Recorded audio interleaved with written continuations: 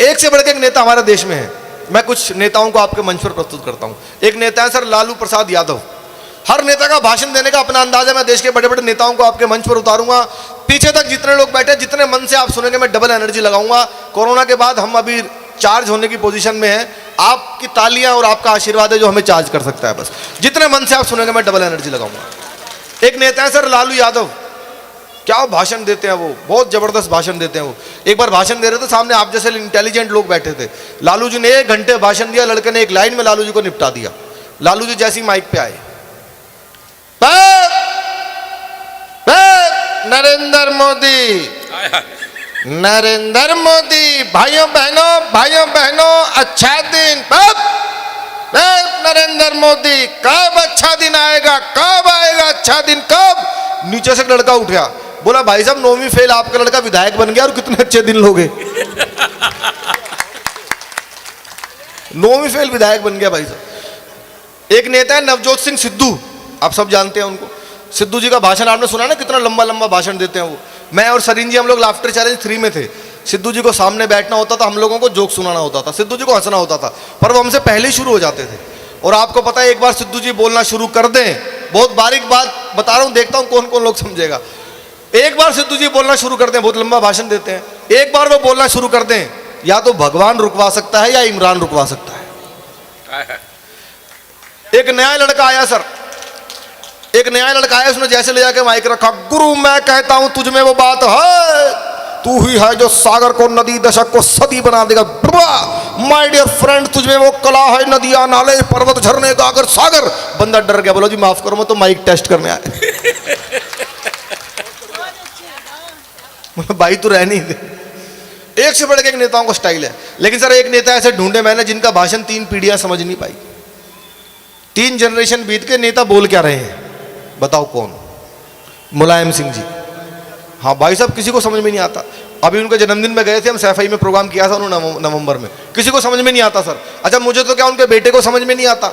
अखिलेश जी से किसी ने पूछा आपके पिताजी ने क्या कहा, उन्होंने जो भी कहा ठीक कहा, क्या कहा ये नहीं पता। पिछले दिनों भाषण दे रहे थे, यही समझ आ रहा था राहुल ने मरवा दिया, इसके अलावा भाई साहब कुछ भी नहीं पता। उन्होंने जैसे ही भाषण देना शुरू किया, उत्तर पड़ेगा हमारे झंडा, हमारी गोली चली बननी है, ड्राइव हमें लेके इतनी चली गोली राहुल ने मरवा दिया। भाई साहब कुछ समझ नहीं आया। थोड़ी टीवी की आवाज तेज की, मैंने कहा शायद समझ में आ जाए, वो दोबारा शुरू हुए। हमारे बेटा है उत्तर प्रदेश की चली, हमारी गोली लिखी पहननी है और हमारे ड्राइव लेके चली, मैं राहुल ने मरवा। मैं पिताजी को ले आया भाई साहब बुला के, मैंने कहा रक्षा मंत्री रहे देश के, पता नहीं क्या बोल रहे हो। फिर शुरू हुए, हमारे उत्तर प्रदेश की चली गोली हमारी पेन लिखे जितने जी हमारे राहुल ने मरवा दिया। पिताजी बोले बेटा टीवी बंद कर दे वरना सबको यही मरवा दे। किसी को समझ में, मोदी जी को समझ में नहीं आया, पूरे देश को समझ में नहीं आया कि मोदी जी के कान में उन्होंने क्या कहा था। ये कि हर किसी नेता का अपना अंदाज है। एक तो मैं नेता आपको 1-2 आवाजें आपको ऐसी सुनाऊंगा जो आपको लगेगा कि कभी आपने शायद कभी किसी के मुंह से ना सुनी हो ऐसी आवाजें। एक आवाज है बहुत प्रसिद्ध, हमारे देश के रक्षा मंत्री श्री राजनाथ सिंह जी की आवाज। सुना है आपने भाई साहब राजनाथ सिंह जी का भाषण? उनके हाथ देखे हैं जी आपने? ऐसे ऐसे ऐसे भाई साहब, अगर टीवी की आवाज बंद करके देखो तो ऐसा लगता है मूक बधिरों के समाचार चल रहे हो। मेरे बहुत पसंदीदा नेता है वो। आपको लगे कि राजनाथ सिंह जी आपके इस होली के उत्सव में आ गए हो तो पीछे तक मुझे तालियां चाहिए। जब वो लोकसभा में भाषण देते हैं, सुनिएगा राजनाथ सिंह जी कैसे भाषण देते हैं लोकसभा के अंदर। अध्यक्ष महोदय, मैं यह कहना चाहता हूं कि जहां तक प्रश्न पाकिस्तान का है तो पाकिस्तान को हमने यह स्पष्ट कह दिया है कि पाकिस्तान से अब कश्मीर पर कोई बात नहीं होगी। बात यदि होगी तो पीओके पर होगी, कश्मीर पर अब कोई बात नहीं। भाई साहब मेरे सपने में आए थे राजनाथ सिंह जी। मैंने कहा ये बताइए मोदी जी पीएम बन गए, पीएम तो अडवाणी जी को बनना चाहिए था, मोदी जी कहां से? राजनाथ सिंह जी ने जवाब दिया, जवाब अच्छा लगे तो मुझे बताना। मैंने कहा मोदी जी कैसे बन गए, अडवाणी जी को बनना चाहिए था। जहां तक प्रश्न प्रधानमंत्री का है तो मैं समझता हूं कि लाल कृष्ण आडवाणी जी को ही बनना था। वह तो कुर्सी के काफी करीब चले गए थे, परंतु 56 इंच की दूरी रह गई।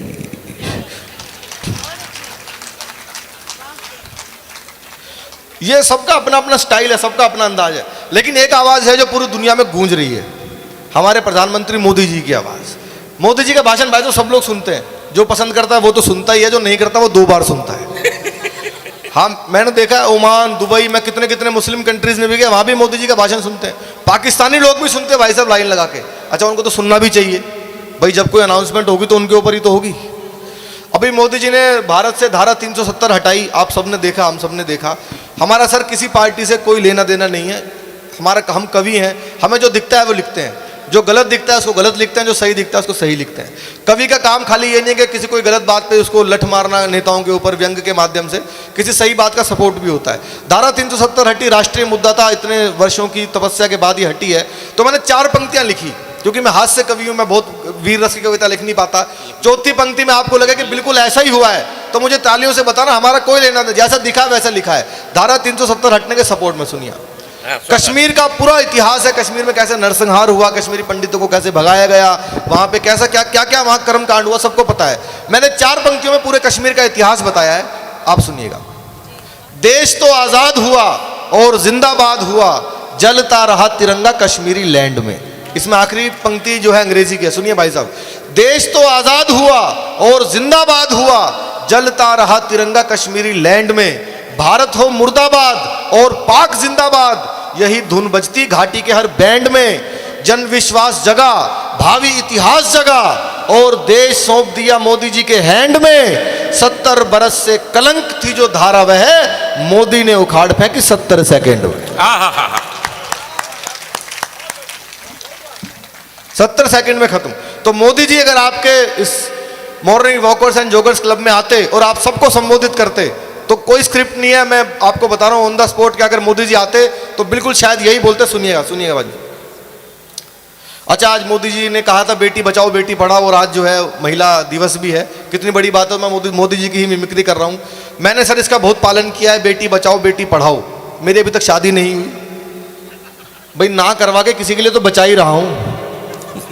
तो मोदी जी अगर आते तमाम महिलाओं को, हमारे भाइयों को संबोधित करते, सुनिएगा। भाइयों बहनों, मेरे देश में और देश के सबसे उत्तम प्रदेश उत्तर प्रदेश में, उत्तर प्रदेश के मथुरा में, कान्हा की नगरी में, मैं मेरी और 135 करोड़ भारतीयों की तरफ से आप सभी का स्वागत करता हूं। क्या बात है। Morning joggers and walkers club का शानदार कार्यक्रम चल रहा है। दीपक सैनी प्रस्तुति दे रहे हैं। दीपक सैनी को बुलाना चाहिए कि नहीं बुलाना चाहिए? बुलाना चाहिए कि नहीं बुलाना चाहिए?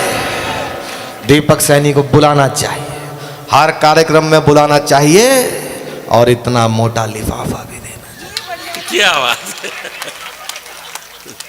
ज्यादा मोटा हो गया क्या? अच्छा, मोदी जी मेरे सपने में आए थे सर पिछले दिनों। उत्तर प्रदेश की, पंजाब की, हरियाणा की, राजस्थान की एक बहुत महत्वपूर्ण घटना थी। तमाम महिलाओं ने उसका दंश झेला है। सारी महिलाओं को चोटी काट के ले गया था कोई, पता है आपको? चोटी कटवा गैंग आया था। भाभी जी आज तक नहीं पता किसने काटी। कई तो रिपोर्टर्स की कट गई जो वहां रिपोर्टिंग करने गई, यही नहीं पता लगा काटी किसने। मोदी जी मेरे सपने में आए, पता है ना, थे ना भाई साहब, चोटी कटी थी ना, तो इतना कॉन्फिडेंस से कह रहे हैं जैसे इन्होंने ही काटी सबकी। मोदी जी मेरे सपने में आए, मैंने पूछा भाई साहब सबकी चोटियां कौन काट रहा? पीछे पीछे अरविंद केजरीवाल आए। आपको लगी वो दोनों लोग इस टॉपिक पर यही बोलते तो पूरा आनंद लेना होली का। पहले मोदी जी ने पूछा, फिर केजरीवाल से पूछा। सुनिएगा, मोदी जी ने भाषण दिया, सबकी चोटियां कौन काट के ले जा रहा? भाइयों बहनों, मेरे देश में कोई चोटी काट कर ले जा रहा है, कोई चोटी काट कर ले जा रहा है, और ये हमारी माता बहनों को केशलेस बना रहा है। क्या बात है। और जो लोग चोटियां काट रहे हैं, मैं उनसे भी कहना चाहता हूं, अगर काटना हो तो गरीबी को काटिए, काटना हो तो बेरोजगारी को काटिए, और चोटी ही काटनी हो ना तो उनकी काटो जो पार्लर में कटवाते हैं। पीछे पीछे भाई साहब केजरीवाल जी आ गए। आपको लगे पॉइंट, कोमा, फुल स्टॉप के साथ वो बिल्कुल ठीक यही बोलते तो एक भी हाथ खामोश ना रहे। केजरीवाल जी से पूछा, भाई साहब सबकी चोटियां कौन काट रहा है? ये नरेंद्र मोदी कटवा रहा है जी सबकी। ये सारी चोटी नरेंद्र मोदी कटवा रहा है और कोई नहीं कटवा रहा, इनके सारे मंत्री गंजे हैं। मैंने कहा आपके भी तो मंत्री गंजे हैं, मनीष सिसोदिया खुद गंजा है। गंजा मत कह देना, गंजा नहीं है वो, गंजा मत कह देना। लोकपाल मांगते मांगते सर का त्रिपाल उड़ गया।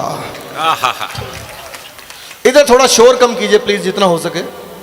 चुपचाप जाइए और खा के निकल जाइए बिना डकार मारे, बस शोर बिल्कुल भी ना करें इधर।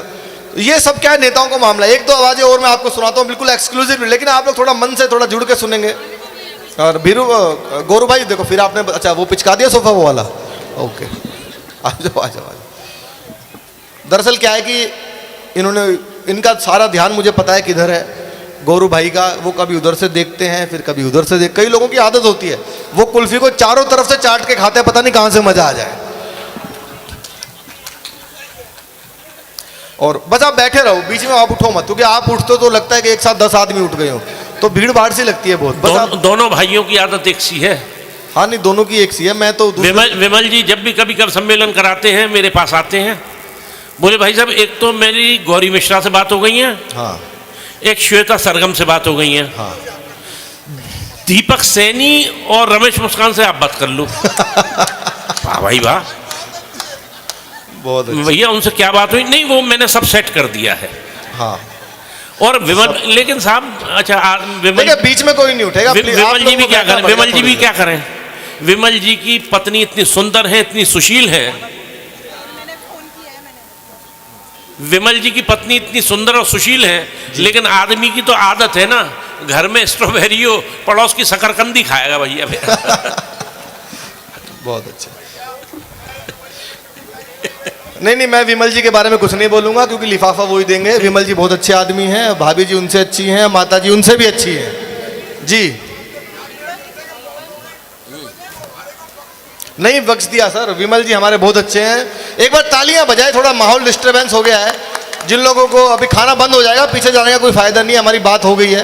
पीछे जाके सिर्फ खाली पत्तल का मुंह देख के आपको फिर वापस पत्तल जैसा मुंह लेके बैठना पड़ेगा। इससे अच्छा है कि आप लोग बैठे रहे, कविताओं का आनंद ले। खाना तो आपको घर पे भी मिल जाएगा, यहाँ भी मिल जाएगा। 1500 का टोकन दिया है आपने, हम भी खाना वेस्ट नहीं करने वाले, पैक कर करके भर भर के देंगे आपको। मैं बहुत अच्छी अच्छी मिमिक्री आपको सुना रहा हूँ। एक और आवाज़ आपको सुनाता हूँ एक्सक्लूसिव, आपने कभी किसी कलाकार के मुंह से नहीं सुनी होगी। आनंद लेना जितने भाई मेरे बैठे हैं। हमारे देश के गृह मंत्री अमित शाह जी की आवाज़ सुना है आपने? अमित शाह जी की आवाज़ कभी किसी के मुंह से सुनी है? मिमिक्री कभी नहीं सुनी? मैं हिम्मत कर रहा हूँ यार, तालियां होनी चाहिए इस बात पे। अमित शाह जी हमारे देश के बहुत बड़े नेता हैं। वे जब मंच पे आते हैं तो मोदी जी भी खड़े हो जाते हैं मन ही मन में। अमित शाह जी अगर आते और वो कैसे भाषण देना शुरू करते हैं, भाई साहब सुनिएगा। अमित शाह जी का अपना अंदाज है भाषण देने का, बहुत पॉपुलर अंदाज है। वो कैसे भाषण देते हैं, पहली बार आप किसी कलाकार के मुझे सुनेंगे, अच्छी लगे सेम लगे तो मुझे बताना, मजा लेना। अमित शाह जी, देखिए ये राहुल बाबा कहते हैं इनको विकास दिखाई नहीं पड़ता है। राहुल बाबा आपको कभी विकास दिखाई नहीं पड़ेगा, क्योंकि आपकी आंखों पर तो इटालियन चश्मा चढ़ा हुआ है। इटालियन चश्मा चढ़ा। अच्छा, उनको भाई साहब कवि सम्मेलन में बुला लिया किसी ने। अब नेताओं का तो कहना है स्क्रिप्ट रटी हुई होती है, ये बोलना है रैली, उस रैली में भी वही बोलना है, उस रैली में भी वही बोलना है। अब कवि सम्मेलन में फंस गए, स्क्रिप्ट वही चल रहे हैं, तो उन्होंने उस रैली को कवि सम्मेलन में कन्वर्ट किया अमित शाह जी ने। देखिए पहले सोनिया मनमोहन जी की सरकार थी, कवि सम्मेलन होते थे, ये आलिया मालिया जमालिया कवि सम्मेलन में घुस जाते थे, वो तालियां नहीं बजाते थे। अब वक्त बदला है, मोदी जी की सरकार है, कवि सम्मेलन होते हैं, अगर कोई ताली नहीं बजाता है तो हमारा कवि उसके घर में घूस घूस के कविता सुना कर आता है। ये अपना अंदाज है भाई साहब, स्टाइल है। एक और आवाज का जिक्र किया हमारे सरीन साहब ने, पिछले दिनों बहुत पॉपुलर एक मेरा वीडियो हो गया था, पता नहीं आपने देखा नहीं देखा। राकेश टिकैत जी की आवाज सुनिए आपने, मिमिक्री उनकी कभी? भाई साहब बहुत जबरदस्त भाषण उनका था। मैंने कोशिश की उनसे बात करने की। अच्छा, उनसे कुछ भी पूछो, भाई साहब क्या करोगे? आंदोलन होगा, आंदोलन करेंगे। पिछले दिनों मेरे सपने में आ गए भाई साहब, हमारी टीम वर्ल्ड कप से बाहर हो गई, पाकिस्तान से हार गई, न्यूजीलैंड से भी हार गई। तो टिकैत जी सपने में आए, क्योंकि वही चल रहे थे टीवी पे सारा दिन, तो मेरे सपने में वही आ गए। मैंने भाई साहब हमारी टीम वर्ल्ड कप से बाहर होगी, क्या करोगे? आंदोलन होगा, आंदोलन करेंगे, पूरा करेंगे आंदोलन, आंदोलन करेंगे। मैंने जी कहाँ करोगे? ये करेंगे आईसीसी के घर के बाहर करेंगे। मैंने कहा जी आईसीसी, हाँ ये जो इंटरनेशनल कांग्रेस कमेटी जो क्रिकेट करवाती है वहां करेंगे, उसके घर के बाहर करेंगे। मैंने कहा जी क्या करोगे? मांग करेंगे, मांग, आंदोलन की मांग। मैंने क्या मांग करोगे आईसीसी से? मांग करेंगे कि ये दोनों मैच जो हारे हैं दोबारा करवाओ। हाँ ये दोनों हारे हुए मैच दोबारा करवाओ और रन रेट का कानून बनेगा। रन रेट बढ़ गया, रन रेट घट गया, कौन बढ़ाता है रन का रेट? रन रेट का कानून बनेगा। और बहुत बारीक बात है, आपको समझ में आया तो मुझे बताना। एक और मांग करेंगे, क्रिकेट में एक और बदलाव होगा। मैंने कहा जी क्या करोगे? अंपायर उंगली उठा के आउट देता है, बैट्समैन ऐसे कर देता है, अंपायर किसी से बात करता है वो नोट आउट कर देता है। ये कौन है बीच में जिससे अंपायर की बात होती है? किससे बात करता है अंपायर? उसकी जांच होगी। आंदोलन करेंगे, पिच पे बैठेंगे और विकेट की बजाय गन्ने गड़ेंगे हमारे। आंदोलन करेंगे भाई, आंदोलन करेंगे। अंदाज अपना स्टाइल है। आपने इतने सारे कवियों को बुलाया है। भाई साहब कवि सबसे भयंकर प्राणी होता है, कवियों को कभी लाइटली मत लेना। मुझे याद है कवि बीमार हो गए तो डॉक्टर साहब देखने आए, उन्होंने नब्ज देखी, बोला 2 घंटे का मेहमान है, बचा सकते हो तो बचा लो। बीमार कवि की पत्नी कमरे में आई, बोली डॉक्टर साहब हमारा बेटा जरा बाहर गया हुआ है बड़ा वाला, वो आ जाए इनसे मिलने फिर भले ही चले जाए। बोला नहीं केवल 2 घंटे का मेहमान है। अब बीमार कवि का दोस्त कमरे में आया, बोला मेरा दोस्त है मैं बात करूंगा, सब बाहर चलो। बंद कमरे में देखना बीमार कवि और उसका दोस्त। दोस्त बोला यार जो कविता लाल किले पे सुनाई थी ना उसकी कुछ पंक्तियां मुझे सुना दे। बीमार कवि में करंट आना शुरू हुआ, उसने कविताएं सुनानी शुरू कर दी। 4-5 घंटे के बाद बड़ा बेटा भी आ गया। सबने दरवाजा खोल के देखा, बीमार कवि तो कविता पढ़ रहा है, दोस्त मरा पड़ा है। तो कवियों का तो ये हाल है जी। और लेकिन मेरे साथ ऐसी कोई समस्या नहीं, क्योंकि अभी तक मेरी शादी नहीं हुई है। और कुंवारे कवि के भाई साहब अलग आनंद है। इन्होंने बताया कि ये हो गया वो हो गया, हमारा सजना बलमा ये वो बताया। कुंवारे कवि के जो आनंद है ना भाई साहब, वो शादीशुदा कवि को प्राप्त ही नहीं है। एक छोटी सी कविता आपको सुनाता हूँ, जिनको आनंद आए मुझे बताना कि ऐसा ऐसा होता है। सरीन साहब सुनिएगा, आप शायद पहली बार सुना। मैं जीता हूँ मस्ती में जीवन में लिए हिलोर, सारा ही दिन करता रहता मैं 1-2 का 4। अब ये 1-2 का 4 भी कुंवारा ही समझ सकता है, कोड वर्ड है। सारा ही दिन करता रहता मैं 1-2 का 4। देखना आदमी, कुंवारा आदमी क्या क्या भोग सकता है। जब सो जाऊं, शादीशुदा का नहीं होता, जब वो कहेगी तभी सोना पड़ेगा। जब सो जाऊं, जब उठ जाऊं, कोई नहीं जो रोके, सोते सोते लात चलाऊं, कोई नहीं जो टोके। नींद में ही मैं मोबाइल पे मैसेज पढ़ने लगता, नींद में ही करता रिप्लाई आड़ा तिरछा होके। किसका फोन है मुझे दिखाओ, ऐसा ना कोई शोर। सारा ही दिन करता रहता मैं 1-2 का 4। और एक और विशेष बात जो सिर्फ कुंवारे कवि को या कुंवारे व्यक्ति को ही नसीब है भाई साहब, देर रात जब कवि सम्मेलन से लौट के घर पे आऊं, सुनो भाई शादीशुदा कवियों आपको समझ में आएगी, इस पंक्ति का महत्व समझ में आएगा।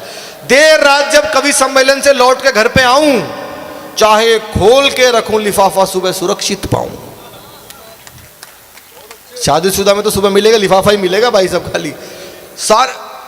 देर रात जब कवि सम्मेलन से लौट के घर पे आऊं, चाहे खोल के रखूं लिफाफा सुबह सुरक्षित पाऊं।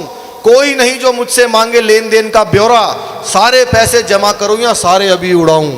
इसको या इसको जब चाहूं कर देता इग्नोर, सारा ही दिन करता रहता मैं 1-2 का 4। लेकिन होनी तो है ही ना भाई साहब। लेकिन मित्रों जल्दी ही हो जाएगा गठबंधन, फिर ये हास परिहास ना होगा, होगा केवल क्रंदन। अपनी तो ये सारी ही आजादी छिन जाएगी और बेचारा दीपक सैनी बन जाएगा नंदन। और आखिरी पंक्ति में क्योंकि कविताओं में मैसेज होता है ना, इसमें मैसेज भी है, दर्शन भी है। बिन बारिश के नाचने वाला बन जाऊंगा मोर, और जीवन भर तो कोई ना कर पाया 1-2 का 4। बहुत मन से आपने कविता को सुना है, कविताओं की नगरी है। एक छोटी कविता और सुनाता हूं सर। कवियों की क्या हालत है, आप किसी को ये बताओ कि मैं कवि हूं तो सामने वाले का रिएक्शन चेंज हो जाता है भाई साहब। कोई इधर चला जाता है, कोई उधर चला जाता है, चतुर्वेदी जी उधर चले गए तो चले जाते लोग, थोड़ा बदलाव आ जाता है। जो आप खास करके नई पीढ़ी जो है, युवाओं में यूथ जो 15 साल के बच्चे हैं, वो सारा दिन कच्चा पक्का बादाम कर रहे हैं, वो उनको पोइट्री से और इन सब चीज़ों से हट गया। आप किसी को बताओ कि मैं कवि हूँ तो सामने वाले का रिएक्शन देखना क्या होता है। कवियों पे आपको हंसाता हूँ। मैं अपने दफ्तर में खुशहाल बैठा था, मैं अपने दफ्तर में खुशहाल बैठा था, अपनी किस्मत पर खूब बैठा था, अचानक अपने भाग्य पे मलाल आ गया। सफेद धोती कुर्ता पहने हुए शनिदेव का एजेंट रामलाल आ गया। उसके हाथ में छोटी सी बाल्टी उसमें सरसों के तेल में डूबी शनिदेव की मूर्ति, वह मूर्ति मुझे एकटक घूरती। तभी वो आदमी बोला, जय शनिदेव, बाल्टी में कुछ मनी दे। मैंने कहा ना दूं तो बोला देना पड़ेगा, तेरा भाग्य कीचड़ में पड़ा है, उस पर शनि चढ़ा है, तू जैसे ही 1 रुपया चढ़ाएगा शनि अपने आप उतर जाएगा। मैंने कहा दोनों आंखों वाले अंधे, धर्म के गोरख धंधे ध्यान से देख, मैं अपने दफ्तर में पंखे के नीचे आराम से हूं, तू हट्टा कट्टा होकर भी बाल्टी लेकर भिखारी की मुद्रा में खड़ा है, बता शनि किस पे चढ़ा है, बता शनि किस पे चढ़ा है। वो मुझे घूर के बोला, मैंने इतनी दुकानों का दौरा किया, किसी ने पैसे, सरसों का तेल, किसी ने कुछ भी नहीं दिया, पर ऐसा करारा जवाब आज तक किसी ने नहीं दिया। आप कौन हैं? मैंने कहा मैं कवि हूं। मैंने कहा मैं कवि हूं। बस कवि सुनते ही वो आदमी भोंपू सरीखा, पूरा जोर से चीखा, माफ करना भाई, मैं आपको पहचानने में धोखा खा गया था, आप तो खुद शनिचर हो। मैं आदमी समझ कर आ गया था। लीजिए, आपका ज्यादा समय ना लेते हुए मैं चाहता हूं एक छोटी सी कविता और सुना दूं। मेरा मन है, इतने मन से आप लोग कविताओं को सुन रहे हैं, एक ऐसी कविता आपको सुनाता हूं और ऐसे विषय पे सुनाता हूं, ऐसे विषय पे आपको हंसाता हूं जिस पर आपने बहुत कम सुना होगा, और वो विषय है इलेक्ट्रॉनिक मीडिया। हम लोगों ने नेताओं पर बोला, पुलिस पर बोला, कवियों पर बोला, कवित्रियों पर बोल रहा, सब पे बोला, लेकिन इलेक्ट्रॉनिक मीडिया दोस्तों एक ऐसा सब्जेक्ट है जिस पर कोई बोल नहीं सकता है, कोई बोलता नहीं है। मीडिया अगर हमारे देश में ना होता तो बहुत सी चीज़ों से हम लोग शायद महरूम रह जाते, हमें बहुत चीज़ें पता ना चलती, देश में दुनिया में क्या हमें पता नहीं चलता। मैं आपको उस विषय पे कविता सुना रहा हूँ, और मैं देश के हर चैनल पे आता हूँ, चाहे वो आज तक हो, चाहे कोई भी चैनल हो, उसके बावजूद मैं आपको इलेक्ट्रॉनिक मीडिया पे अगर कविता सुना रहा हूँ तो आपको मेरी तारीफ करनी चाहिए और मेरा हौसला अफजाई करनी चाहिए। लेकिन एक कवि सम्मेलन का ये मंच है जो शायद तब से चल रहा है जब ये चैनल तो छोड़िए, दुनिया में पहला अखबार भी कभी नहीं छपा होगा, तब से कवि सम्मेलन की परंपरा है। तो मैं उस परंपरा को निभाते हुए सबसे अच्छी कविता आपको सुना रहा हूँ। पंडित जी सुनिएगा, बहुत मजा आएगा आपको, और आपको लगे कि बिल्कुल मैंने व्यंग ठीक किया है, तो आपका आशीर्वाद मुझे चाहिए। सुनिएगा। इलेक्ट्रॉनिक मीडिया में कुछ चीज़ ऐसे दिखाते हैं जिसकी कोई जरूरत नहीं है। अभी रूस का युद्ध दिखा रहे हैं, 1 घंटे 20 मिनट के बाद मिसाइल चलेगी, ऐसी ऐसी खबरें दिखाते हैं, भाई साहब आदमी डर जाता है। 55 मिनट के बाद टैंक चलेगा, पता नहीं क्या क्या दिखाते रहते हैं। ये रशिया और रूस की कोई इतनी कोई बड़ी बात नहीं है भाई साहब। मेरे सपने में आया था वो यूक्रेन का राष्ट्रपति, बोला क्या करूं? मैंने कुछ मत कर, अपने टैंक में पतंजलि का शैम्पू डाल के चला दे। हाँ, मैंने कहा ये रूस ही भगा देगा। भाई रूस के साथ ही तो युद्ध हो रहा है उसका। तो इलेक्ट्रॉनिक मीडिया पर आपको सुनाता हूं, एक कोई घटना हो जाए, किसी भी घटना पर वो न्यूज दिखा सकते हैं। पंडित जी बीच में उठ के जा रहे हैं, इस बात पर भी वो 11 दिन न्यूज दिखा सकते हैं, पंडित जी क्यों गए। अब देखना वो एक घटना घटती है तो कैसे कैसे उसको बेचते हैं। सुनिएगा भाभी जी, बहुत मन से आप सब लोग सुन रहे हैं। दिल्ली में रसोई घर में खाना बना रही महिला पर किसी ने कई बार बेलन से प्रहार किया। दिल्ली में रसोई घर में खाना बना रही महिला पर किसी ने कई बार बेलन से प्रहार किया और महिला को मृत्यु के घाट उतार दिया। यह घटना है, कहीं भी हो सकती है। अब अलग अलग चैनल्स अपनी अपनी पैकेजिंग करके बेच रहे हैं। एक पंक्ति की कविता सुनाता हूं, पंडित जी ने कहा कि कुछ साहित्य सुनाओ, तो एक पंक्ति का व्यंग है, पूरी कविता एक पंक्ति में है, पूरा साहित्य एक पंक्ति में है। जो लोग समझ जाएंगे वो मुझे बताएंगे कि मीडिया में ऐसा होता है। दिल्ली में रसोई घर में खाना बना रही महिला पर किसी ने कई बार बेलन से प्रहार किया और महिला को मृत्यु के घाट उतार दिया। पुलिस ने शव का पोस्टमार्टम शुरू कराया और मीडिया ने खबर कहा। एक पंक्ति पे कविता टिकी है, पुलिस ने शव का पोस्टमार्टम शुरू कराया और मीडिया ने खबर का। पहले चैनल पर खबर थी, क्या एक अदना सा बेलन किसी की जान ले सकता है? क्या प्रभु छोटे से बेलन में इतनी शक्ति दे सकता है? हमारे विशेष संवाददाता जांच के लिए इसकी तह तक जाएंगे और बेलन की सही शक्ति का पता लगाने के लिए कैमरामैन के सर पे आजमाएंगे। दूसरे चैनल पर एक रिपोर्टर खाली जमीन दिखाते हुए बोला, गौर से देखिए इस जमीन को, यह कोई मामूली जमीन नहीं है, उस महिला की मौत की जड़ यही है। 500 साल पहले यहां था एक पेड़ जिसका बेहद मोटा तना था। जी हां, उसी तने की लकड़ी से वो खूनी बेलन बना था।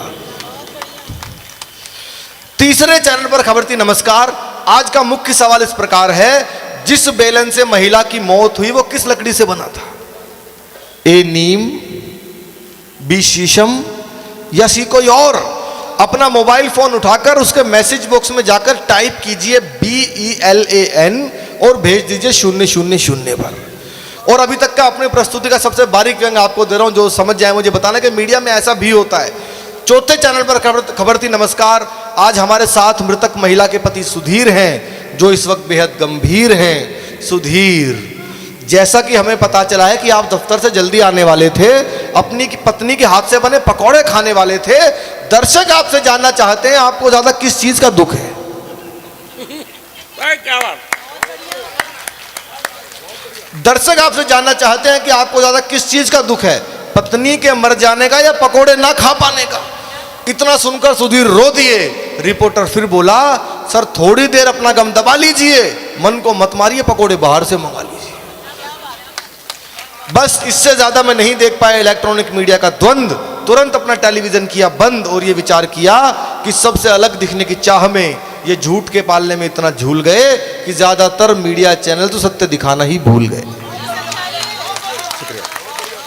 ज्यादातर तो सत्य दिखाना ही भूल गए। ये उधर उधर से उल जुल खबरें सहेजते हैं, फिर उसे मन चाहे दाम पर बेचते हैं। और हकीकत तो ये है दोस्तों, सबसे तेज होने का दावा करने वाले ये चैनल्स धीरे से ही सही पर सत्य सत्य और केवल सत्य दिखाएंगे तो हमारे देश में हत्यारे, चोर, अपराधी, भ्रष्टाचारी, बलात्कारी शायद नहीं पनप पाएंगे, शायद नहीं पनप पाएंगे। बहुत बहुत शुक्रिया।